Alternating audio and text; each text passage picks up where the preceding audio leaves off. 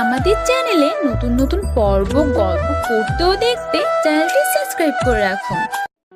আল্লাহ গো, কোমরটা আমার ভেঙে গেল। পাষাণ লোক একটা। এত সময় দাঁড়িয়েছিলাম, দরজা আটকে রেখেছিলেন। যখন চলে যেতে চাইলাম তখন খুলে দরজা আমাকে ফেললেন কেন? আমি কি জানতাম তুমি আলুর বস্তা দাঁড়িয়ে আছো আমার রুমের দরজার সামনে? এই লোক, চুপ করুন। আলুর বস্তা কাকে বলছেন?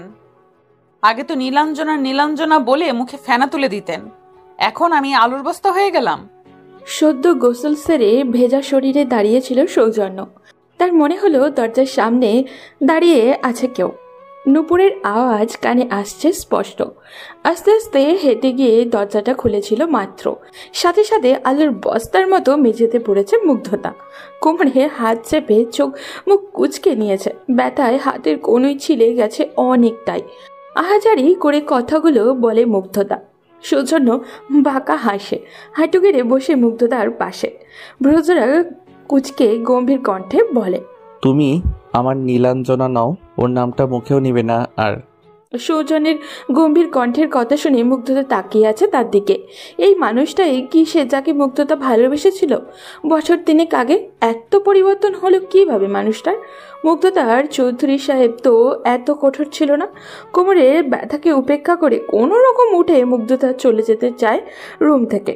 সৌজন্য মুগ্ধতার হাতে টান দিয়ে নিয়ে আসে তার কাছে। ব্যথা পেয়েছো? কোথায় দেখি। মুগ্ধতার হাতের ব্যথা পাওয়া জায়গাটাতে চেপে ধরেছে সৌজন্য, ইচ্ছে করেই করছে এমন। এই মেয়েকে সহ্য হচ্ছে না তার। মুগ্ধতাকে কষ্ট দিয়ে আনন্দ পাচ্ছে সে। ব্যথায় আর্তনাদ করে উঠেছে মুগ্ধতা। এক ঝটকায় সৌজন্যের থেকে নিজের হাতটা ছাড়িয়ে নিয়ে বলে, সমস্যা কি আপনার? এক তো ফেলে দিলেন, এখন আবার ব্যথা পাওয়ার জায়গাতেই ব্যথা দিচ্ছেন। আমার এখানটায়ও ব্যথা হচ্ছে, কিভাবে কমাবো বলো? চলেই তো গেছিলে, ফিরে এসেছো কেন আবার? বুকের বাঁ দিকে হাত দিয়ে দেখছে কথাটি সৌজন্য। শেষের কথাটা এতটা জোরে চিৎকার দিয়ে বলেছে মুগ্ধতা, কান চেপে ধরেছে নিজের হাত দিয়ে। সৌজন্য রেগে আছে, বুঝতে পারছে ভালো করেই। কথা না বাড়িয়ে চলে গেছে রুম থেকে। বারান্দায় গিয়ে সিগারেটের ধোঁয়া ওড়াচ্ছে সৌজন্য। বেশ কিছুদিন ধরেই বন্ধুত্ব করেছে এই সিগারেটের সাথে। মন খারাপ কমিয়ে দিতে সাহায্য করে সৌজন্যকে। বাড়িতে এসেছে 3 বছর পর।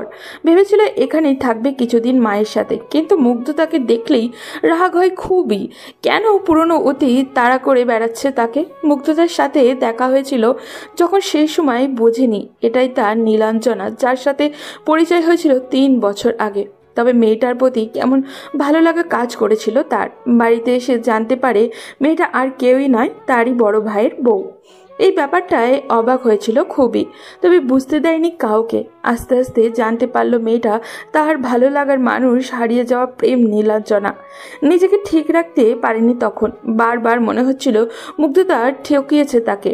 এই মেয়েকে ঘৃণা করে সৌজন্য দেখলেই মাথা গরম হয়ে যায়। 3 দিন আগেই বাড়ি ফিরেছে সে। মায়ের কান্নাকাটিতে না এসে পারেনি। আসা মাত্রই দেখা হয়েছিল মুগ্ধতার সাথে। বিছানায় এসে উপর হয়ে পড়ে ভাবছিল সেদিনের কথা। রাস্তার ওপরের পাশে দাঁড়িয়ে থাকা নীল শাড়ি পরিহিত এক মাহেবী চেহারার মেয়েকে দেখে থেমে গেছে সৌজন্যের পা জোড়া। চোখ মুখের বিরক্তি সরে গিয়ে এক রাশ মুগ্ধতা এসে ভিড় জমিয়েছিল। মিষ্টি হাসির অধিকারী মেয়েটা। গোলগাল মুখ, কপালে কালো টিপ, শ্যামলা গায়ের রং, ঠিক যেন উপন্যাসের বর্ণনা করা শ্যামকন্যাদের মতো লাগছে তাকে। তবে সৌজন্য তাকে মনে মনে নাম দিয়েছিল নীলাঞ্জনা। নীলাঞ্জনা নামটা মাথায় আসতেই নিজের অতীতের কথা মনে পড়েছে সৌজন্যের। এই অপরিচিতাকে কেন নিজের প্রিয় মানুষটার নামটি দিবে? কিন্তু এই অপরিচিতাকে দেখে যে তার কথাই মনে পড়েছে। বারবার চোখে দেখা না দেখেও ভালোবেসেছিল যাকে সৌজন্য। কেন মনে হচ্ছে এই তার নীলাঞ্জনা? কথা বলে দেখবে কি? কোনো এক অদ্ভুত টান অনুভব করেছে মেয়েটার প্রতি। হেঁটে যাচ্ছিল তার দিকে, তখনই কানে আসে রায়াফের কণ্ঠস্বর। তাকায় রায়াফের দিকে। এতদিন পর বন্ধুকে দেখে 2 হাত বাড়িয়ে জড়িয়ে ধরেছে রায়াফ। সৌজন্যও খুব খুশি হয়েছে বন্ধুকে দেখে। কি খবর আমার সেলিব্রিটি বন্ধু? সেলিব্রিটি হলাম কবে? আমি ছোটখাটো মানুষ, তুই সব সময় একটু বাড়িয়ে বলিস। রাখতো এসব কথা, আগে বল দিন দিন এত সুন্দর হয়ে যাচ্ছিস কিভাবে? আমাকে দেখ, এই বয়সে বউয়ের বয়সী মেয়েরা আমাকে আঙ্কেল বলে ডাকে। সুন্দর হবার সাবান লাগাই নিয়মিত। আমাকে এখানে দাঁড় করিয়ে রাখার জন্য তোকে ডেকে নিয়ে এসেছি। না না, গাড়ি রেডি, চলুন স্যার জি। রাফের কথায় হেসে গাড়ির দিকে যাচ্ছিল সৌজন্য। নিজের ড্রাইভারকে বলে দিয়েছে বাড়িতে চলে যেতে, সে আসছে রাফেরই সাথে। হঠাৎ করে মনে পড়ে নীল শাড়ি পরে দাঁড়িয়ে থাকা সেই অপরিচিতার কথা। তাড়াতাড়ি মাথা ঘুরিয়ে এদিক সেদিক তাকিয়ে ভালো করে খোঁজার চেষ্টা করে, কিন্তু মেয়েটি ছিল না কোথাও।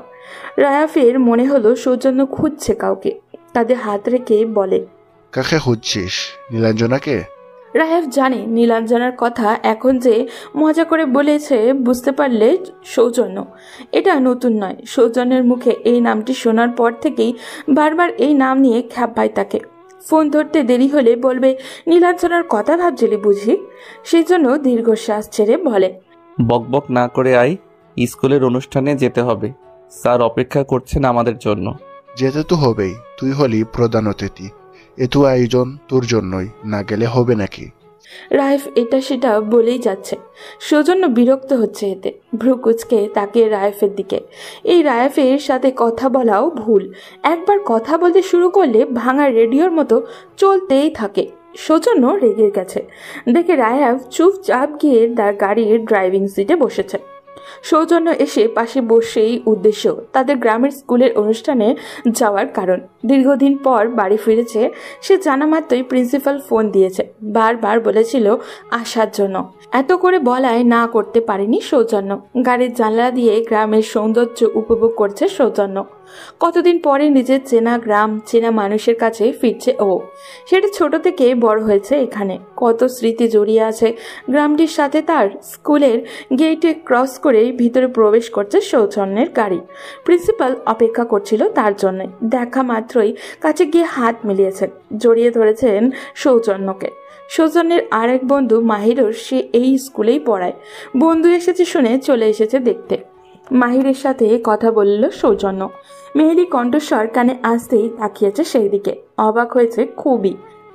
এ তো সেই অপরিচিতা যাকে কিছুক্ষণ আগেই দেখেছিল সৌজন্য। মেয়েটা তার কাছে এগিয়ে আসে, ফুলের বুকেটা হাতে তুলে দিয়ে বলে, ওয়েলকাম মিস্টার চৌধুরী। সৌজন্য অপলক দৃষ্টিতে তাকিয়ে আছে মেয়েটির দিকে। দূর থেকে যতটা সুন্দর মনে হয়েছিল, কাছ থেকে দেখে তার থেকেও বেশি ভালো লাগছে মেয়েটাকে। হালকা সাজগোজে এত সুন্দর লাগে কাউকে জানা ছিল না ওর। বারবার ভাবছে এ কি সেই মেয়ে? সামনে দাঁড়িয়ে থাকা মুগ্ধতার অস্বস্তি হচ্ছে সৌজন্যের এমন তাকানোতে। রায়াফ সৌজন্যের কাঁধে আলতো করে ধাক্কা দিয়ে বলছে, ফুলটা নে ভাই, মেয়েটা দাঁড়িয়ে আছে এত সময় ধরে। ধ্যান ভাঙে সৌজন্যের। নিজেকে নিজে নির্লজ্জ বলে বকাবকি করছে মনে মনে। কেন তাকিয়েছিল মেয়েটার দিকে ওভাবে? কি বা ভাবছে মেয়েটা? তাড়াতাড়ি করে মেয়েটার হাত থেকে ফুলের বুকেটা নিয়েছে ও। মুগ্ধতা চলে গেছে সেখান থেকে। এদিকে সৌজন্যের খুব জানতে ইচ্ছা করছে মেয়েটা কে। নিজের মনের কৌতূহল দামাতে না পেরে প্রশ্ন করছে মাহিরকে, মেয়েটাকে বয়সে খুব একটা ছোট মনে হয় না? আগে দেখেছি বলে তো মনে হচ্ছে না। দেখবি কি করে? 3 বছর ধরে নিজের গ্রাম প্রিয়জনদের ছেড়ে পড়েছিলিস লন্ডনে। ওর নাম মুগ্ধতা, আমাদের গ্রামের মেয়ে। ওরা এখানে, মেয়েটা অনেক ভালো। সৌজন্য বীর বীর করে আওড়ায়। মুগ্ধতা? সৌজন্যের মনে হলো এই নাম শুনেছে আগেও, কিন্তু মনে পড়ছে না কোথাও আর কিভাবে শুনেছে। অনুষ্ঠান উপলক্ষে পুরো স্কুলটা সাজানো হয়েছে সুন্দর করে। স্টেজে বসেছিল সৌজন্য, পুরোটা সময় ধরে মনোযোগ দিয়ে দেখছিল মুগ্ধতাকে। মেয়েটা কত সুন্দর করে কথা বলছিল বাচ্চাদের সাথে। সৌজন্য মুচকে হাসে। মুগ্ধতার ব্যবহার, কথাবার্তা ভালো লেগেছে খুব। কেন বারবার মিলাচ্ছে এই মেয়েকে তার নীলাঞ্জনার সাথে? সে তো হারিয়ে গেছে অনেক আগেই। সৌজন্য তার বাড়িতে এসেছে বহুদিন পর। এই জন্য 3 বছরে বাড়ির কোনো খোঁজ খবরই রাখেনি। মাঝে মধ্যে ফোন দিয়ে মায়ের সাথে 2-1টা কথা বলা ছাড়া আর কোনো কিছুই করেনি ও। গাড়িটা গেট পেরিয়ে বাড়িতে ঢুকতেই সৌজন্যের আপু বেরিয়ে এসেছেন ভিতর থেকে, সাথে 4-5 বছরের একটা বাচ্চা মেয়ে। গাড়ি থেকে নামতেই দাদা দাদির হাত ছেড়ে সৌজন্যের কাছে এসেছে বাচ্চা মেয়েটি। ছোট আব্বু বলে জাপটে ধরেছে সৌজন্যকে। এই পুচকি মেয়েকে 2-1বার ভিডিও কলে দেখেছিল সৌজন্য। এখন যে মেয়ের মনে আছে তাকে ভেবে অবাক হচ্ছে সে। ছোট্ট হৃদিতাকে কোলে তুলে নিয়েছে সৌজন্য, চুমু দিয়েছে হৃদিতার গালে। এই মেয়েটা আর কেউই নয়, সৌজন্যের বড় ভাই সাহিলের একমাত্র মেয়ে। হৃদিতার বয়স যখন 2 তখন পাড়ি জমিয়েছিল বিদেশে। মেয়েটার মা নেই। হৃদিতা হয় সময় পৃথিবীর মায়া ত্যাগ করেছিল তার মা। হৃদিতার মায়ের নাম ছিল স্নিগ্ধতা। নিজের বড় বোন না থাকায় কষ্ট ভুলে গিয়েছিল ভাবিকে পেয়ে। ছোট হৃদিতা বড় হয়েছে দাদা দাদির আদরেই। বাবাও তার চাকরির জন্য শহরে থাকে। খারাপ লাগে সৌজন্যের। ছোট্ট হৃদিতা মা বাবাকে ছাড়া কত কষ্ট করে বড় হচ্ছে। এবার সৌজন্য তার সাথে সাথেই রাখবে হৃদিতাকে নিজের মেয়ের মতো করে। সৌজন্যের চুলে হাত দিয়ে নেড়ে দিচ্ছে। হৃদিতা চাচ্চুর দিকে তাকিয়ে বলছে, ছোট্ট আব্বু, আমার জন্য কি কি নিয়ে এসেছো? আম্মু বলেছে তুমি নাকি আমার জন্য এতগুলো খেলনা নিয়ে আসবে। এনেছি তো, গাড়িতে অনেকগুলো ব্যাগ আছে, সবগুলোতেই তোমার জন্য জামা কাপড় আর খেলনা নিয়ে এসেছি। সবগুলোই আমার? হ্যাঁ, সবকিছুই আমার মামুনির। হৃদিতা খুশি হয়েছে অনেক, গলা জড়িয়ে ধরেছে চাচ্চুর। সৌজন্য ভাবছে হৃদিতার বলা কথাটা। ওর আম্মু আসবে কি করে? ভাইয়া কি তাহলে আবার বিয়ে করেছে? হৃদিতা বাচ্চা মেয়ে, কি বলতে কি বলেছে, এটা নিয়ে এত গবেষণা না করলেও চলবে। সৌজন্যের আম্মু আব্বু ছুটে এসেছে ছেলেটার কাছে। মা বাবাকে দেখেই সালাম করছে সৌজন্য। জিনিসপত্র সবকিছু নিয়ে ঘরে যাচ্ছে সৌজন্যের আব্বু সাফাত চৌধুরী। বাইরে দাঁড়িয়ে না থেকে ভিতরে আসতে বলছে তাকে। খাবার খেয়ে নিজের রুমে বসে আছে সৌজন্য। ভালো লাগছে না কিছুই। মুগ্ধতা মেয়েটার কথা মনে পড়ছে বারবার। তাকে কেন সৌজন্য নীলাঞ্জনার মতো লাগছে? যত সময় ওই মেয়েকে দেখেছিল বারবার মনে হয়েছিল নীলাঞ্জনার কথা। মনে হচ্ছিল এই নাম, এই কণ্ঠস্বর আগেও শুনেছে সে কোথাও। এখান থেকে জানলা দিয়ে বাইরের দৃশ্য দেখা যাচ্ছে। সৌজন্য গিয়ে জানলার কাছে দাঁড়িয়েছে, সিগারেট জ্বালিয়ে ধরেছে মুখে। চোখ বুলিয়ে চারিপাশটা একটু দেখল। সৌজনের চোখ জোড়া আটকে গেছে তাদের উঠোনে দাঁড়িয়ে থাকা শাড়ি পরিহিত মেয়েটির দিকে। কাপড় রোদে শুকাতে দিচ্ছে মেয়েটা। ভেজা চুলগুলো মুছে নিচ্ছে হাতে থাকা টাওয়ালটার সাহায্যে। সৌজন্যের এক মুহূর্তের জন্য মনে হলো এটা স্কুলে দেখা হওয়া সেই মেয়েটা না। সে কি ঠিক ভাবছে? যাকে এত কিছু ভেবে কাজ নেই সৌজন্যের। এই মেয়ে হয়তো পাশের বাড়ির। চলে যাচ্ছিল সে, তখনই কানে আসে হৃদিতার কণ্ঠস্বর। আবারও তাকায় সৌজন্য। হৃদিতা আম্মু আম্মু বলে জড়িয়ে ধরেছে মেয়েটাকে। সৌজন্য ভাবছে মনে মনে, এটাই কি সে যার কথা হৃদিতা বলেছিল তখন? অবশেষে শ্যামকন্যার সেই মিষ্টি হাসি দেখতে পেল সৌজন্য। ভুল ভাবেনি সে, এটা মুগ্ধতা। হৃদিতার সাথে সুন্দর করে কথা বলছে মুগ্ধতা। তার বায়না পূরণ করতে আবার হাত ধরে ঘুরছে হৃদিতার সাথে। সৌজন্য ভুল ভেবেছিল তাহলে। হৃদিতা খারাপ নেই এখানে। কত হাসি খুশি মেয়েটা। হৃদিতার এই হাসি খুশিটাই এত সময় ধরে মিস করছিল সৌজন্য। কিছু একটা ভেবে ঠোঁটের হাসি মিলিয়ে যায়। ভ্রুজোড়া কুচকে তাকায় মুগ্ধতার দিকে। মনে প্রশ্ন জাগছে তার, মুগ্ধতা কে? এই বাড়িতেই বা কি করছে? হৃদিতা কেন আম্মু বলে ডাকছে তাকে? সৌজন্যের ভাবনায় কি সত্যি হলো? এটা কি তার ভাইয়ের দ্বিতীয় বউ?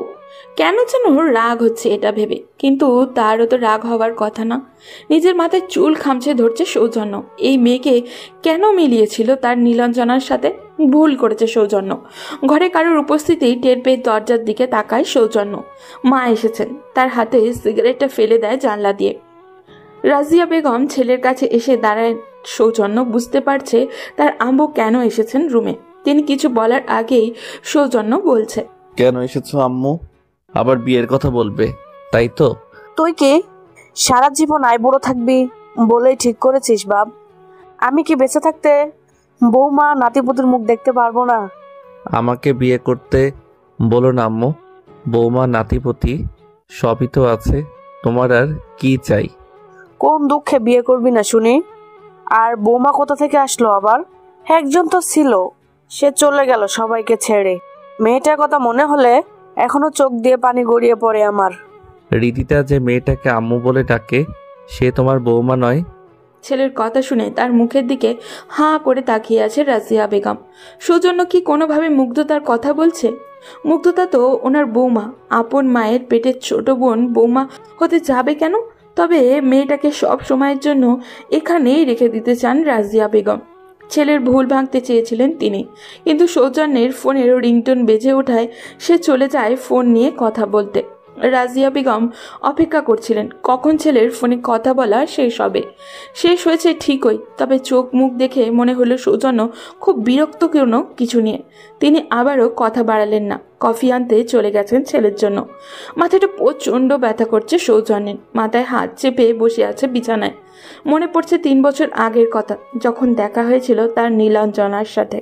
চলুন জেনে আসি 3 বছর আগের কথা কি হয়েছিল। শহরের হোস্টেলে থেকে পড়াশোনা করত সৌজন্য। বয়স তার 22 কি 23। ভার্সিটিতে পহেলাই ফাগুন উপলক্ষে অনুষ্ঠান হচ্ছিল। সৌজন্যর বন্ধুরা মিলে গিয়েছিল সেখানে। এত মানুষের ভিড়ে ভালো লাগছিল না তার, বিরক্তি নিয়ে চলে আসতে চাইছিল। রাস্তা পার হতে গিয়ে এক বৃদ্ধ পড়ে গেছিলেন রোডে। সৌজন্য তাকে তুলতে যাচ্ছিল, কিন্তু সেই যাওয়ার আগেই একটা মেয়ে এসে সাহায্য করে ওনাকে। রাস্তার পথ শিশুরা দৌড়ে এসেছিল মেয়েটার কাছে, নিজের ব্যাগ থেকে চকলেট বের করে এক এক করে দিচ্ছিল সবাইকে। বাচ্চাগুলো খুশি হয়ে জড়িয়ে ধরেছিল মেয়েটাকে। মেয়েটাও মাথায় হাত বুলিয়ে আদর করে দিচ্ছিল তাদের। সৌজন্য মুগ্ধ হয়ে দেখছিল মেয়েটার সুন্দর ব্যবহার। মনে মনে ভাবছিল, এমন মেয়েও হয় আজকাল। পরনে নীল শাড়ি, কোমর পর্যন্ত লম্বা চুল। মেয়েটাকে দেখেই মনে মনে নীলাঞ্জনা নামটি দিয়ে তাকে অদ্ভুত এক ভালো লাগা কাজ করছিল মেয়েটার প্রতি। এই প্রথম কোনো মেয়েকে ভালো লেগেছে। হ্যাঁ, নীলাঞ্জনাকে ভালো লেগেছে সৌজন্যের, কিন্তু এখনো তো তার মুখটি দেখা হলো না। অনেক চেষ্টা করেও মেয়েটির মুখ দেখতে ব্যর্থ হয় সে। মেয়েটা হেঁটে যাচ্ছিল, পিছু পিছু সৌজন্যও যাচ্ছিল। নিজের মধ্যে থাকা ভয় সংকোচ সব দূরে ঠেলে দিয়ে ডেকেছিল মেয়েটিকে নীলাঞ্জনা বলে। মেয়েটি তাকিয়েছে মাত্রই, তখন সৌজন্যের বন্ধু এসে তাকে হাত ধরে টেনে নিয়ে যায়। সেদিন আর দেখা হয়নি নীলাঞ্জনাকে। হোস্টেলে ফিরে বকাবকি করছিল বন্ধুদের। দোস্ত, তুই একটা শয়তান। আমি এতক্ষণ ধরে মেয়েটার পিছনে ঘুরলাম একটু মুখ দেখার জন্য, একবার ডাকও দিলাম, আর ঠিক তখনই তুই টেনে নিয়ে এলি। আহারে, মেয়েটার প্রেমে পড়লি নাকি প্রথম দেখাতেই? মুখটাই তো দেখতে পারলাম না, প্রেম হবে কিভাবে? আমি জানি না সে দেখতে কেমন। তাহলে এত ঘুরে বেড়ালি কেন? পিছন দেখে প্রেম? আরে দোস্ত, মেয়েটার ব্যবহার কত আন্তরিক। মেয়েটাকে পিছন থেকে দেখেই ভালো লেগে গেছে। মিষ্টি হাঁটা, চুলের খেলা, একটা অদ্ভুত মায়া, বুঝলি? বাহ বাহ, কবিতা লিখিস নাকি? দেখ, তোদের জন্যই কিছু হয় না। আর একটু দেরি করলে মুখটা দেখে ফেলতাম। তোর কি মনে হয় মেয়েটা তোর ডাক শুনে দাঁড়িয়ে থাকতো? থাকতো কিনা জানি না, কিন্তু দেখা তো হতো। আর এখন তো জানি না কে ছিল। শুন, এইরকম রহস্যই সুন্দর। বেশি আগ্রহী হলে আবার সামনে কোথাও দেখা হয়ে যাবে, তখন নিজের ভাগ্যকে ধন্যবাদ দিস। ভাগ্য? না রে, এবার তোর জন্যই মেয়েটা হারিয়ে গেল। ওরে বাবা, একটা মেয়ের পেছন থেকে দেখে এত হাহাকার! এভাবে চললে সামনে তোকে হাসপাতালে ভর্তি করতে হবে। হাসপাতালে কেন? হার্ট ব্রেক, স্পেশাল ওয়ার্ডে। তোর সাথে কথা বলাই ভুল। আপাতত নীলাঞ্জনাকে মাথা থেকে সরাতে চাইছিল সে, কিন্তু পারছিল না।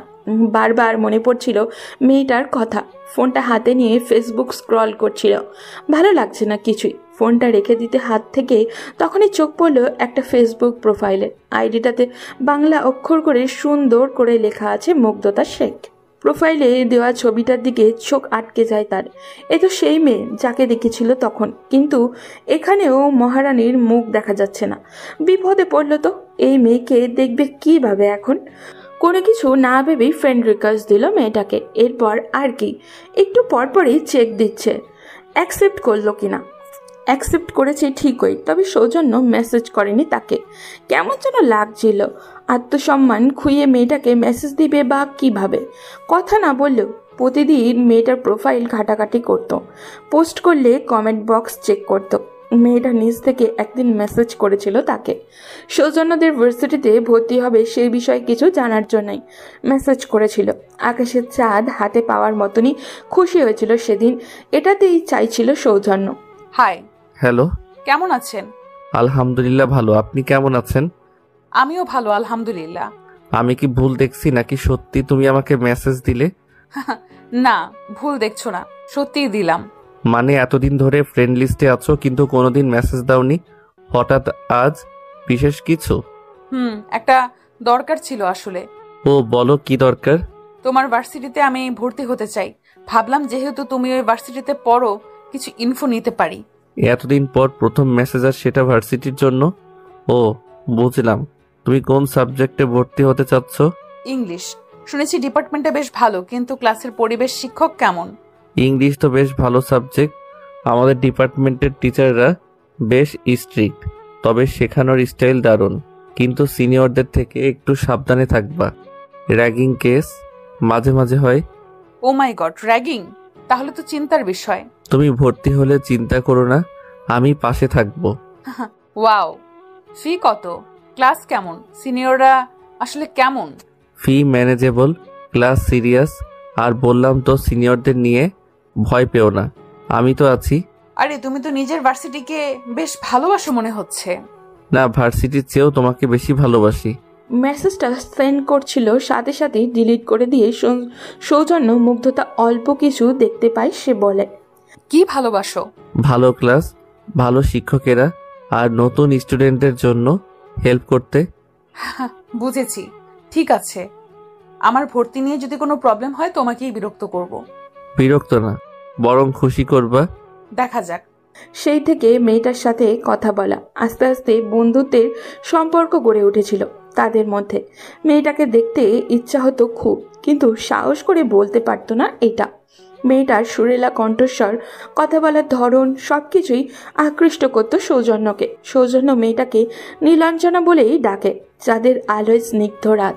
দুজনের মধ্যেই এক অদ্ভুত অনুভূতি, হয়তো এটাকেই বলে প্রেম। রাত গভীর, দুজনেই ফোনে কথা বলছে, সময়ের হিসেব নেই কোনো, শুধু অনুভূতি। দুজনের মধ্যে অনেকক্ষণ কথা বলার পর নীলাঞ্জনা বলে উঠল, আচ্ছা, তুমি কি আসলেই এত কথা বলতে পারো, নাকি শুধু আমার সাথেই এত কথা বলো? জানি না, হয়তো তুমি এমন যার সাথে কথা বললেই ভালো লাগে। ওয়াও, সুন্দর লাইন। আমি কিন্তু ঠিক বুঝতে পারছি না, এটা সত্যি নাকি তুমি এমনিতেই বলে ফেললে? সত্যি বললাম। আসলে নীলাঞ্জনা একটা কথা অনেকদিন ধরেই বলতে চাই, কিন্তু সাহস হচ্ছিল না। ওহো, শুনি শুনি। আজ সাহস পেয়ে গেলে বুঝি? নীলাঞ্জনা, আমি না প্রথম দেখেই তোমায় ভালোবেসে ফেলেছি। তুমি না একদম পাগল। আমাদের দেখা তো হয়নি, না জানো আমি কেমন। তবুও তোমাকে আমি একবার পিছন থেকে দেখেছিলাম, কিন্তু তোমার মুখটা দেখিনি। মন দিয়ে বুঝেছি তুমি দেখতে কেমন হবে। তোমার হাসি, তোমার কথা, তোমার খুনসুটি, সবকিছুর মধ্যেই আমি একটা আলাদা অনুভূতি পাই। এত কিছু বলছো, কিন্তু আমি যদি খুবই সাধারণ এবং একদম আনইন্টারেস্টিং কেউ হই? তাহলে সেটাই হবে আমার সবচেয়ে প্রিয় সাধারণত্ব। তুমি যেমন তেমন ভাবেই তোমাকে চাই। এভাবে কেউ কখনো বলেনি, কিন্তু জানো আমি তোমার কথাগুলোতে হারিয়ে যাচ্ছি। তাহলে কি আমি স্বপ্ন দেখতে পারি তোমাকে নিয়ে? তুমি রাজি? রাজি। তার নীলাঞ্জনা ফিরিয়ে দেয়নি তাকে। সৌজন্য কেমন দুর্বল হয়ে পড়েছিল মুগ্ধতার প্রতি। সারাক্ষণ ভাবত কবে দেখা হবে তার নীলাঞ্জনার সাথে, কবে তাদের একটা ছোট্ট সংসার হবে। হাসে সৌজন্য, দেখাই হলো না। এত দূর ভেবে নিয়েছে সে কত। দুজনে মিলে ঠিক করেছিল তারা দেখা করবে। সৌজন্য গিয়েছিল ঠিকই, তবে নীলাঞ্জনা আসেনি। মনে হয়েছিল সমস্যায় পড়েই তাই আসতে পারেনি, কিন্তু সে যে নীলাঞ্জনা হারিয়ে গেল, আর পায়নি তাকে। দিনের পরে দিন, মাসের পর মাস গেল, কিন্তু মেয়েটার নাম্বার থেকে আর কোনো কল আসেনি। সৌজন্যের পাগল প্রায় অবস্থা, কোথাও খুঁজবে নীলাঞ্জনাকে। মেয়েটার বলা ঠিকানায় যায়, কিন্তু সেখানে ছিল না। সে বাড়ি ছেড়ে চলে গেছে নাকি শুনে এসেছিল এটা। দেশে থাকলে বারবার মনে পড়বে এইসব। নিজেকে কাজের মধ্যে ডুবাতে চাইছিল সৌজন্য। বাবাকে বলে চলে গিয়েছিল বাহিরে। সৌজন্যের মা বাবা ডেকেছিলেন তার অবস্থা, তারাও চাইছিল যে স্বাভাবিক হোক, বিয়ে করাতে চাইছিলেন ছেলেকে, কিন্তু সৌজন্য না করে দিয়েছে সাথে সাথে। সাফাত চৌধুরীও তাই বিদেশে পাঠিয়েছিলেন ছেলেকে। ফিরে আসলেই না হয় বিয়ে করাবেন।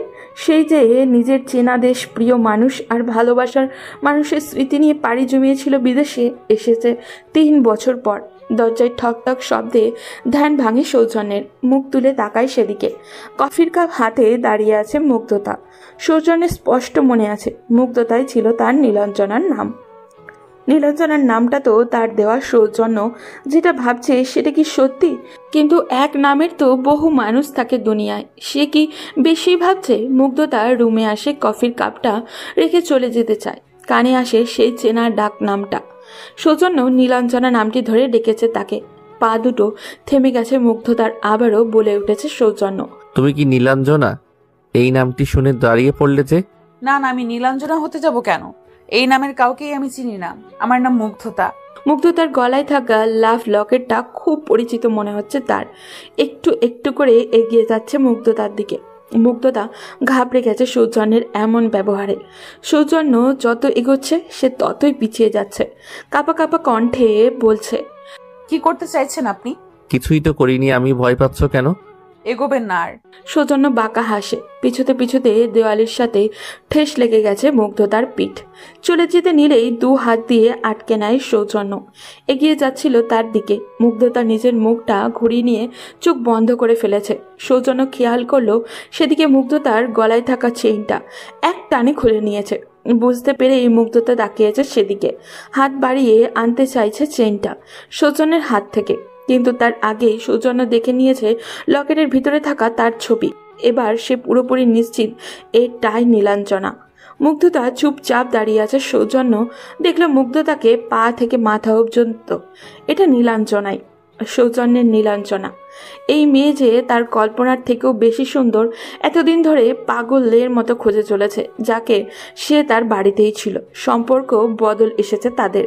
সৌজন্যের প্রথম ভালোবাসা, প্রথম প্রেম, সে কিনা তারই বড় ভাইয়ের বউ। কিভাবে মানবে এটা? রাকেশ সব কিছু ভেঙে চুরে শেষ করে দিতে ইচ্ছা করছে তার। সেদিন আসলো না কেন নীলাঞ্জনা তার সাথে দেখা করতে? কোথায় হারিয়ে গিয়েছিল? রাগ হচ্ছে সৌজন্যের। এই মেয়েকে কোনোভাবেই ক্ষমা করবে না। সে কষ্ট দিবে যতটা কষ্ট 3 বছর ধরে পেয়েছে সৌজন্য। কফিটা ঠান্ডা হয়ে গেছে, নতুন করে বানিয়ে নিয়ে এসো। মুগ্ধতা স্বাভাবিকই আছে, রাগ করেনি। তার মানে কি ভুলে এসে গেছে তার নীলাঞ্জনাকে? ভুলারই কথা, তার মতো বেঈমানকে মনে রাখবে কেন সৌজন্য? মুগ্ধতা দাঁড়িয়ে আছে আগের ন্যায়। সৌজন্যের গম্ভীর কণ্ঠস্বর কানে আসতে কেঁপে উঠেছে সে। কি বললাম কানে যায়নি? হ্যাঁ দিচ্ছি। নতুন করে কফি বানিয়ে নিয়ে এসেছে আবারও মুগ্ধতা। কাপা কাপা হাতে তুলে দিয়েছে সৌজন্যের হাতে। সৌজন্য নিয়েছে কফির মগটা। একটু সময় তাকে পুরোটা গরম কফি ছুঁড়ে মেরেছে মুগ্ধতার মুখে। চোখ মুখ কুচকে বন্ধ করে নিয়েছে মুগ্ধতা। সাথে সাথে গরম কফি মুখে পড়ায় মুখটা জ্বলছে মুগ্ধতার। কেন করলো সৌজন্য এমন? সৌজন্য কি তাকে ছেড়ে যাওয়ার শাস্তি দিচ্ছে মুগ্ধতাকে? মুগ্ধতা রেগে মেগে তাকিয়ে বলছে, কি করলেন এটা আপনি? সৌজন্য বাঁকা হাসে। কফির কাপটা বেড সাইড টেবিলের উপরে রেখে কটমট কণ্ঠে বলে, এইটাই তো তোমার প্রাপ্য। অন্য কিছু আশা করেছিলে বুঝি? তোমার মতো মেয়েরা এটাই ডিজার্ভ করে। আমার মতো মেয়ে মানে? কি বলছেন এসব? এমন নাটক করছো মনে হচ্ছে জানো না কিছুই, অথচ ছলনা করতে ভালোই জানো তুমি। সৌজন্য বুঝে গেছে সবটা। এটা হবে জানা ছিল মুগ্ধতার। কিছু না বলে চলে যেতে চায় রুম থেকে। রাগে সৌজন্যের চোখ লাল করে তাকিয়েছে মুগ্ধতার দিকে। মুগ্ধতার হাত চেপে ধরে নিয়ে এসেছে নিজের কাছে। সৌজন্যের এমন তাকানো দেখে কেঁপে উঠেছে মুগ্ধতা। কি করতে চাইছে সৌজন্য? দুনিয়াতে কি ছেলের অভাব পড়েছিল? আমার বিবাহিত ভাইয়ের সাথে বিয়ে করতে হলো তোমাকে? সৌজন্যকে ঠেলে দূরে সরিয়ে দিতে চাইছে মুগ্ধতা, কিন্তু শক্তপোক্ত শরীরে সৌজন্যের শক্তির সাথে পেরে উঠল না সে। মুগ্ধতার মাথা ঘুরছে। সৌজন্যের বলা কথাটা তার ভাইয়ের সাথে বিয়ে করেছে মানে? সৌজন্য কি ভেবে বসে আছে মুগ্ধতার সম্পর্কে? আর কত নাটক করবে তুমি? নাটক করছি না আমি। আপনি যে ভাবছেন আমি সে নই, ছাড়ুন দয়া করে। কেউ দেখলে খারাপ ভাববে। দেখুক, তুমি তো এমনই ভালো মানুষের মুখোশ পরে আছো। ভাইয়া কি জানে তার দ্বিতীয় বউয়ের চরিত্রের ঠিক নেই? বলেছো এটা? সৌজন্যের ব্যবহারে খারাপ লাগছে মুগ্ধতার। কি করে বোঝাবে সৌজন্যকে পরিস্থিতির শিকার ছিল সে? মুগ্ধতার কোমর চেপে ধরেছে সৌজন্য। রক্ত লাল চোখ নিয়ে তাকিয়ে আছে মুগ্ধতার দিকে। মুগ্ধতা নিজেকে ছাড়ানোর চেষ্টা করছে সৌজন্যর থেকে। এমন সময় রুমে ঢুকছেন রাজিয়া বেগম। ছেলেকে মুগ্ধতার সাথে এই রকম ব্যবহার করতে দেখে গালে কষিয়ে একটা থাপ্পড় মারতে ইচ্ছা করছে ওনার। হচ্ছেটা কি সৌজন্য? মেয়েটার সাথে এমন ব্যবহার কেন করছিস তুই? মায়ের কথা কানে আসা মাত্রই মুগ্ধতাকে ছেড়ে দিয়েছে সৌজন্য। মুগ্ধতা চুপচাপ দাঁড়িয়ে আছে। ভাবছে তার সামনে দাঁড়িয়ে থাকা আন্টি কি ভাবছেন তার ব্যাপারে। মুগ্ধতা দৌড়ে নিজের রুমে চলে গেছে। সৌজন্য ভ্রু কুচকে তাকিয়ে আছে মুগ্ধতার যাওয়ার দিকে। মাকে কিছু বলার সুযোগ না দিয়ে গট গট করে হেঁটে রুম থেকে বেরিয়ে গেছে সে। মাথাটা ফ্রেশ হওয়ার চাই আপাতত। এখানে থাকবে কি করে? প্রতিদিন যে মুখোমুখি হতে হবে ওই ছলনাময় যে কষ্ট দিয়ে ছেড়ে গিয়েছিল সৌজন্যকে। নীলাঞ্জনার নামটা মনে রাখতে চায় না সৌজন্য। এই নামে চিনত না কাউকে, এই বলে বোঝাচ্ছে নিজের অশান্ত মনকে। পরের দিন সকালে বাড়ি থেকে বেরিয়ে গেছে সৌজন্য। এখানে থাকলে দম বন্ধ লাগছে তার। মুগ্ধতাকে কোনোভাবেই সহ্য করতে পারছে না এই বাড়িতে। দেখলেই ইচ্ছা করে মুগ্ধতাকে কষ্ট দিয়ে প্রতিশোধ নিতে। কেন করেছিল এমন? থেকে গেলে কি পারতো না সৌজন্যের সাথে? 1 সপ্তাহ হয়ে গেছে বাড়ি ফেরেনি সৌজন্য। বাবা মার চিন্তা হচ্ছে খুব। বিকেলবেলা পরিবারের অস্বাভাবিক নীরবতা। রাজিয়া বেগম ড্রয়িং রুমের সোফায় বসে আছেন। চিন্তায় কপালে ভাঁজ পড়ে গেছে। ঠিক তখনই দরজায় কড়া নাড়ার শব্দ হয়। এক মুহূর্ত থেমে গিয়ে তিনি দরজা খুললেন। দরজার ওপাশে দাঁড়িয়ে আছে তার বড় ছেলে সাহেল। সৌজন্যের বড় ভাই সাহেল এসেছে দেখা করতে। কাজে আটকা পড়ে যাওয়ায় ভাইয়ের সাথে এসে দেখা করতে পারেনি সে। সাহেলও বলল, আম্মু কেমন আছো? আর সৌজন্য কোথায়? কোথায় আবার? তোর ভাই তো 1 সপ্তাহ ধরে বাড়িতেই আসছে না। কি বলছো আম্মু? বাড়ি আসেনি? কোথায় আছে ও? জানি না বাবা, ফোন করে বললো ভালো আছি, এতটুকুই। তারপর থেকে আর কোনো খোঁজ নেই। কিন্তু আম্মু, হঠাৎ করে এমন হলো কেন? আমি কি করে জানবো? ও তো কিছুই বলে না। যেদিন মুগ্ধতার সঙ্গে ওর ঝগড়া হলো সেই দিন রাতেই বেরিয়ে গেল। তারপর থেকে আর ফেরেনি। মুগ্ধতার সাথে ঝগড়া? সেটা কি নিয়ে? সেটা তো জানি না দুজনের মধ্যে কি হয়েছে। ও কিছু বলতেছেই না। আমি ওকে ফোন দিচ্ছি, দেখি কি বলে। সাহিল ফোন বের করে সৌজন্যের নাম্বার ডায়াল করলো। রিং হচ্ছে, কিন্তু সৌজন্য রিসিভ করছে না। কয়েকবার ট্রাই করার পর অবশেষে কল রিসিভ হলো। হ্যালো, কোথায় আছিস সৌজন্য? ভাইয়া আমি ভালো আছি। ভালো থাকলে ফোন ধরতে এত দেরি হলো কেন? 1 সপ্তাহ ধরে বাসায় আসিস না, এটা কি ধরনের আচরণ? এখন এসব নিয়ে কথা বলতে চাই না ভাইয়া। সৌজন্য, এটা ঠিক হচ্ছে না। আম্মু খুব টেনশনে আছে, তোর জন্য সবাই চিন্তিত। অন্তত আমাদের কিছু বল। কিছু বলার নেই ভাইয়া, আর বাসায় আসতে ইচ্ছে করছে না। সব সময় কি মুখ বন্ধ করে থাকলেই সমাধান হয়? কোনো সমস্যা হলে সেটা ফেস করাই তো উচিত। ভাইয়া আমি আসতে চাই না এখন। আম্মুর দিকে তাকিয়ে হলেও একবার ফিরে আয়। আমরা সবাই তোর পাশে আছি, কিন্তু এভাবে দূরে চলে গিয়ে কিছু ঠিক হবে না, বরং আরো খারাপ হবে। সৌজন্য দীর্ঘশ্বাস ফেলে। কিছুক্ষণ চুপ থাকার পর যেন হাল ছেড়ে দেওয়ার মতো স্বরে বলে, ঠিক আছে আসছি। সাহিল ফোন রেখে মায়ের দিকে তাকালেন। হালকা হাসি দিয়ে বললেন, আম্মু, ও ফিরেছে? আলহামদুলিল্লাহ, এতদিন পর একটা ভালো খবর পেলাম। মায়ের কান্নাকাটি আর ভাইয়ের অনুরোধে বাড়ি ফিরতে বাধ্য হয়েছে সৌজন্য। বাসায় আসার পর এ নিয়ে কেউ তাকে আর কোনো প্রশ্ন করেনি, কারণ তারা জানেন সৌজন্যের রাগ সম্পর্কে। দুপুরে খাবারের প্লেট নিয়ে টেবিলের দিকেই আসছিল মুগ্ধতা। তখনই সেখানে এসে হাজির হয়েছে সৌজন্য। মুগ্ধতা খেয়াল করেনি তাকে। অসাবধানতায় প্লেটে থাকা সবটুকু তরকারি গেছে পড়ে সৌজন্যের সাদা শার্টে। মুগ্ধতা ভয় পেয়েছিল খুবই। সৌজন্য কি না কি বলবে এখন তাকে। মানুষটার মুখের দিকে তাকাতেই বুকের ভিতরটা যেন কেঁপে ওঠে মুগ্ধতার। এই 7 দিনে পুরোপুরি পাল্টে গেছে সৌজন্য। মুখে খোঁচা খোঁচা দাড়ি, মাথায় উস্কো খুস্কো চুল, পরনে থাকা কালো রঙের শার্টটা হাতে রেখেছে খুলে। মুখ দেখে মনে হচ্ছে ভালো নেই সৌজন্য। সৌজন্যের বড়সড় ধমক খেয়ে নিজের ভাবনার জগৎ থেকে বেরোয় মুগ্ধতা। এই মেয়ে চোখ কোথায় থাকে তোমার? ভুল হয়ে গেছে, আমি দেখিনি আসলে, পরিষ্কার করে দিচ্ছি এক্ষুনি। মুগ্ধতা নিজের হাত বাড়িয়েছিল। সৌজন্য ঝাড়া মেরে দূরে সরিয়ে দিয়েছে। চিৎকার দিয়ে উঠেছে মুগ্ধতাকে। সাহায্য চেয়েছি আমি, আমার চোখের সামনে থেকে দূর হও এক্ষুনি। ছলছল চোখে তাকিয়ে আছে মুগ্ধতা। সৌজন্যের চিৎকার রুম থেকে বেরিয়ে এসেছেন তার মা। মুগ্ধতাকে এভাবে দাঁড়িয়ে থাকতে দেখে বুঝতে বাকি নেই সৌজন্য আবারও খারাপ ব্যবহার করেছে মুগ্ধতার সাথে। কিছু বলতেও পারবে না, চলে যাবে বাড়ি ছেড়ে। ছোট্ট রিদিতা পর্দার আড়ালে দাঁড়িয়ে দেখছে সবটা। চাচ্চু তার মাকে এমনভাবে বকাবকি করছে দেখে কান্না করে দিয়েছে বাচ্চা মেয়েটা। রিদিতার কান্নার শব্দ কানে এসেছে মুগ্ধতা সহ বাকিদের। মুগ্ধতা গিয়ে রিদিতাকে জড়িয়ে ধরেছে, বুঝিয়ে সুজিয়ে নিয়ে গেছে রুমে। সুজনের আম্মু রেগে গেছে তার উপরে। মুগ্ধতার সাথে এমন ব্যবহার কেন করছে বুঝতে পারছেন না উনি। মাকে কিছু বলতে না দিয়ে রুমে চলে গেল সৌজন্য। এই জন্য আসতে চাইছিল না এইখানে। মেজাজ খারাপ হয়ে গেছে তার। লম্বা একটা শাওয়ার নিয়ে ঘুম দিতে হবে, নালে মাথা ঠিক হবে না। গোসল শেষে বেরিয়েছে রুম থেকে, তখনই মনে হলো দরজার সামনে কেউ দাঁড়িয়ে আছে। মুগ্ধতা এসেছিল ডিনারের জন্য ডাকতে।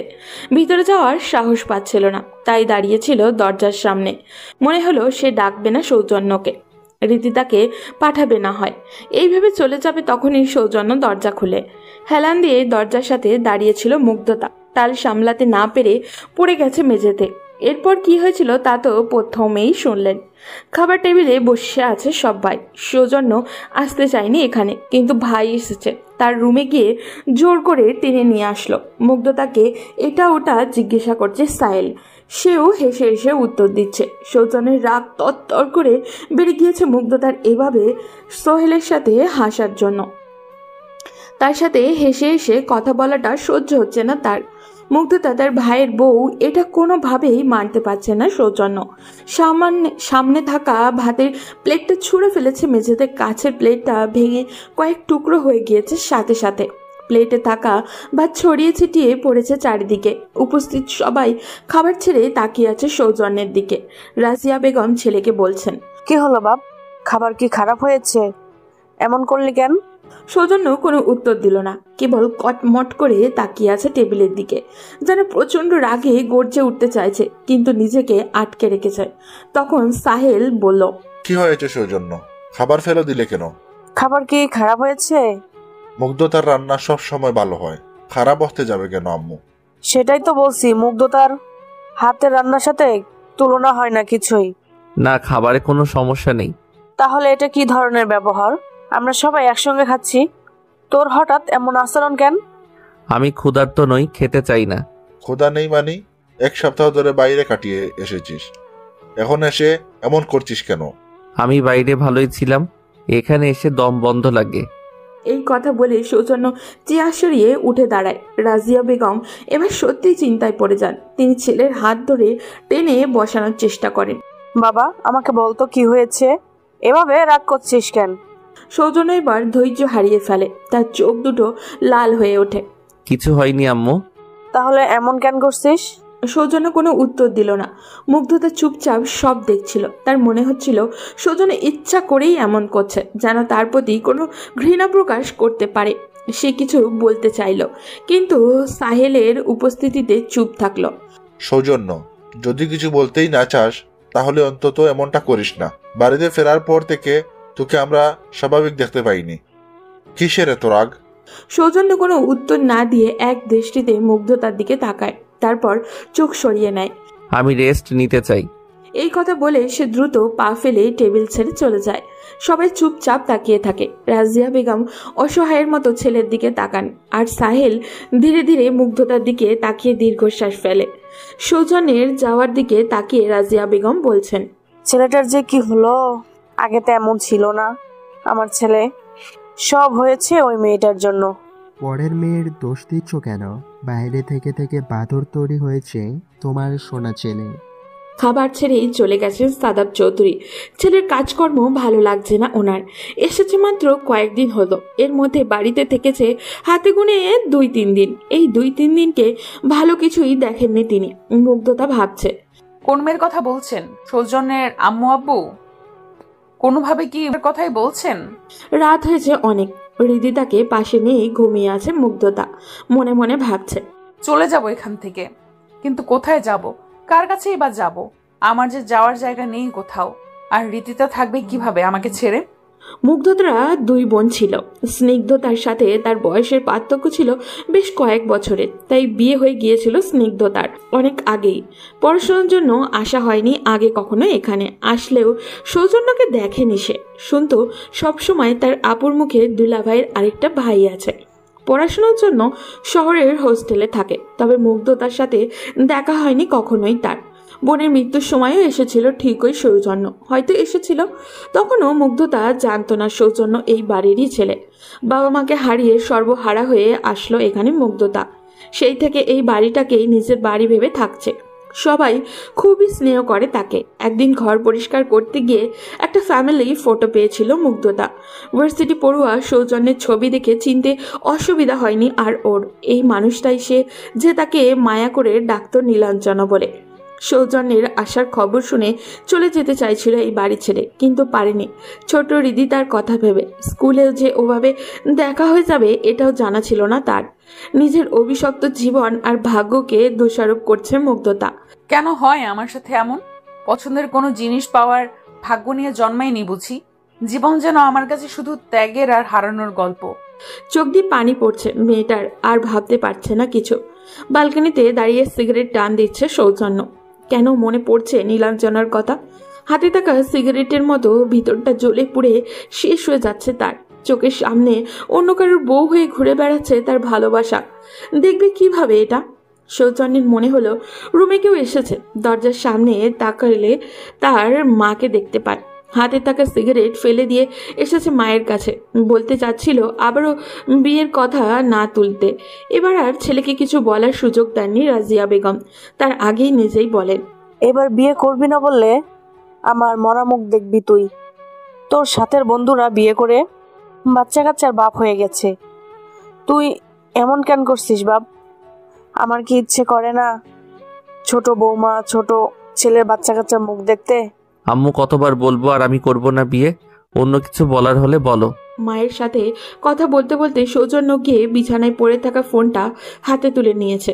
রাজিয়া বেগম ছেলের পিছু পিছু গিয়ে বলছেন, মুগ্ধতা, মেয়েটাকে তোর কেমন লাগে?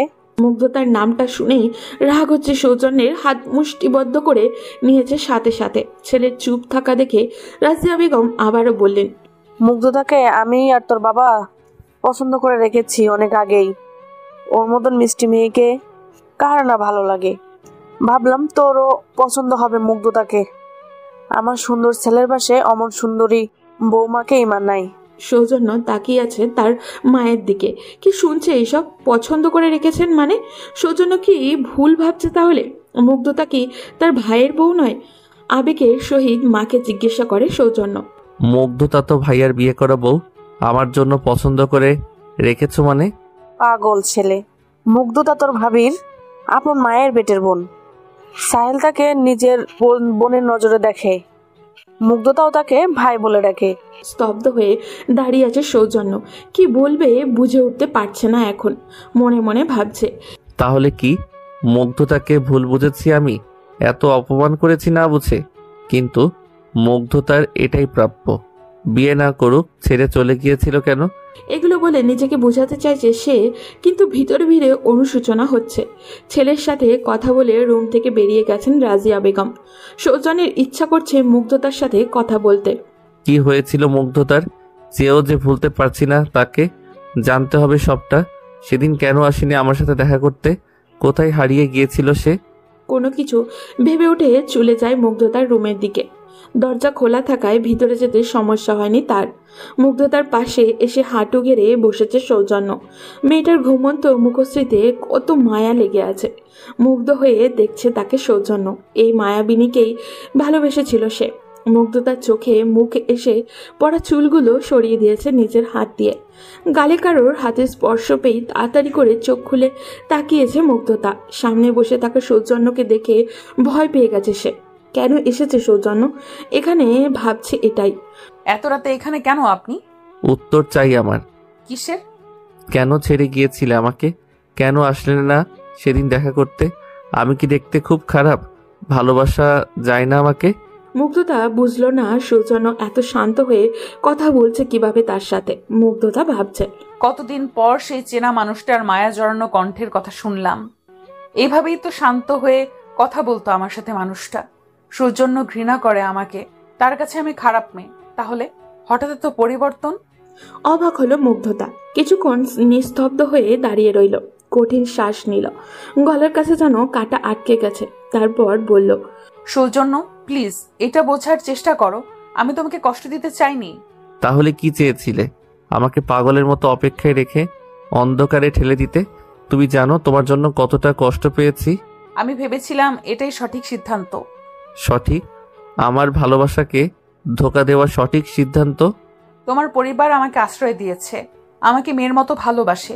যদি তোমার সাথে সম্পর্ক রাখতাম তারা কি ভাবতো? তারা ভাবতো আমি স্বার্থপর, তোমাকে দয়া নিয়ে তোমাকেই নিজের করে নিতে চেয়েছি। আমি এটা সহ্য করতে পারতাম না। তাহলে তুমি আমাকে কেন একটা সুযোগ দিলে না? আমাকে বললে না আমি কিছু করতে পারতাম না? তুমি কেন নিজে নিজে সিদ্ধান্ত নিলে? কারণ আমি জানতাম, তুমি যদি জানতে তাহলে পরিবারের বিরুদ্ধে গিয়ে আমাকে কাছে টেনে নিতে চাইতে।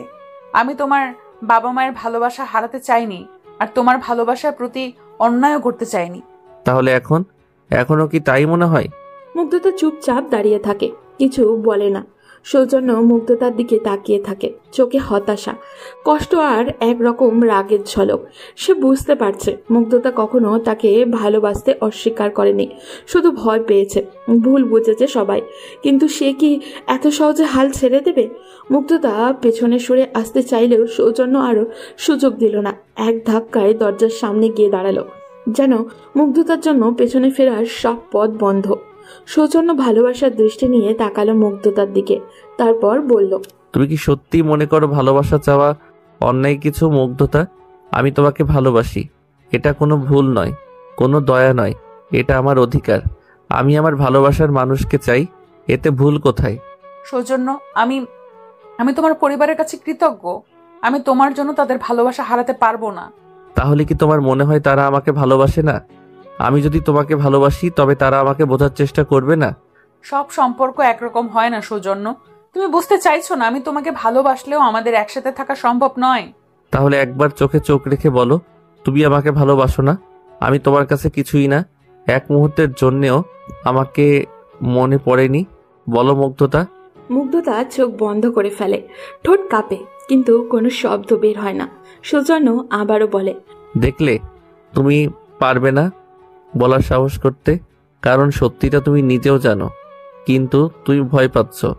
এই ভয়, এই বাধা, এগুলো আমাদের ভালোবাসার চেয়ে বড় হতে পারে না। মুগ্ধতা এবার মুখ তুলে তাকায়। সৌজন্যর চোখে যে দৃঢ়তা, যে জেদ, সেটার সঙ্গে কখনো লড়াই করা সম্ভব নয়। একবার শুধু বিশ্বাস করো, আমাদের এই ভালোবাসা কোনো অন্যায় নয়। আমি তোমাকে হারাতে চাই না মুগ্ধতা। আর তুমি কি সত্যি আমাকে হারাতে চাও? মুগ্ধতা কিছু বলতে গিয়েও থেমে যায়। সে সত্যি কি চায় যে সৌজন্য তার জীবন থেকে হারিয়ে যাক? মুগ্ধতা আর দাঁড়ায়নি, চোখের কোণ থেকে নীরব অশ্রু মুছে দরজা খুলে দ্রুত বেরিয়ে গেল। সৌজন্য শুধু তাকিয়ে থাকলো তার চলে যাওয়ার পথের দিকে। বুকের ভেতর যেন একটা ভারী পাথর বসে গেল। সে ধপ করে বসে পড়ল বিছানায়, হাতের আঙুল চেপে ধরল মুঠোয়, আর বলল, মুগ্ধতা, তুমি এভাবে পালিয়ে যেতে পারো না। আমি তোমার জন্য লড়াই করব, কারণ আমি জানি তোমাকে ছাড়া আমার জীবন অপূর্ণ।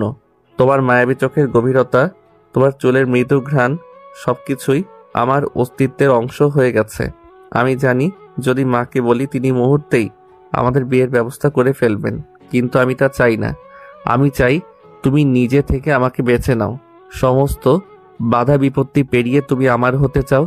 আমি তোমার জন্য অপেক্ষা করব, তোমাকে নিজের করে নেবার জন্য যে কোনো লড়াই করতে প্রস্তুত, কারণ তুমি আমার একমাত্র মুগ্ধতা, আর আমি তোমার জন্যই বেঁচে থাকতে চাই। সৌজন্যের চোখ জ্বলে উঠল দৃঢ় প্রত্যয়ে।